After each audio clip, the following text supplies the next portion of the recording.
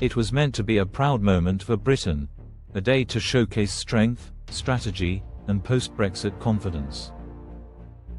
But what unfolded in Ankara quickly turned into a masterclass in power politics, and it was President Recep Tayyip Erdoğan who took full control of the stage, while Prime Minister Keir Starmer struggled to find his footing. The visit began with all the trappings of diplomacy: cameras flashing, speeches about friendship, and talk of an £8 billion Eurofighter Typhoon deal that promised jobs and renewed defence cooperation. On paper, it was a win for the UK. In reality, it exposed just how fragile Britain's influence has become. At the centre of it all was the Eurofighter issue, a major defence sale involving the UK, Germany, Italy, and Spain. Turkey wants the jets, Britain supports the sale, but Germany continues to block it over political concerns. Erdogan saw his opening and used it skillfully. By pressuring Starmer to publicly oppose Berlin's veto, he turned a trade discussion into a test of loyalty.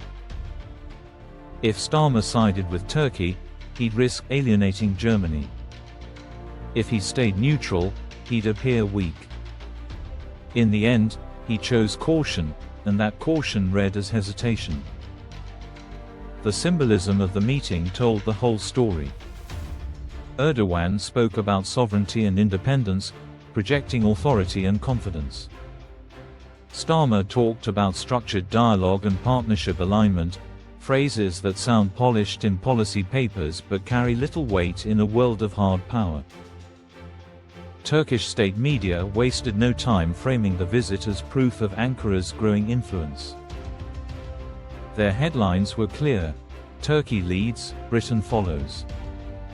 For a leader who promised to restore the UK's global credibility, this was a harsh moment of truth. Starmer wanted to show a Britain ready to lead again, but the optics suggested a government still unsure of how to act without European approval. Erdogan walked away looking decisive. Britain left with polite statements and vague promises of continued cooperation. Behind closed doors, Erdogan pushed for concrete guarantees on the Eurofighter deal. He wanted action, not words. Starmer's team, unwilling to challenge Germany, avoided any firm commitment. To Ankara, that looked like weakness. To NATO allies, it looked like uncertainty. Within hours, the message spreading through diplomatic circles was simple: Erdogan dictates, Starmer deliberates. The consequences go far beyond one defense contract. If Turkey turns elsewhere, possibly to South Korea or Russia, Britain could lose billions in potential industry work, along with vital geopolitical influence. What should have been an opportunity to prove independence has instead raised doubts about whether the UK can act decisively at all. Erdogan, ever the strategist, made the most of the moment. He used the press conference to project confidence, condemning Israel's actions in Gaza and positioning himself as a global voice for strength and moral clarity. Starmer, careful not to offend Washington or his own divided party, avoided firm positions. The result was a performance that seemed cautious, bureaucratic, and overly rehearsed. Even within NATO, whispers began: if this is the new Britain, it's one that talks softly and waits for permission. The power dynamic was undeniable.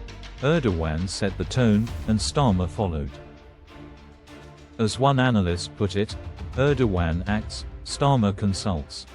In truth, this visit was never just about jets.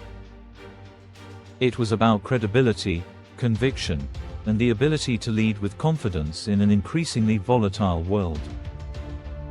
Erdogan understands that politics rewards boldness.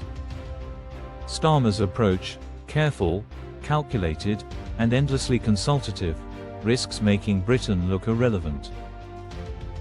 Back home, the headlines praised Starmer's calm diplomacy, but inside Westminster and NATO's corridors, the unease is real. Diplomacy without conviction doesn't inspire trust.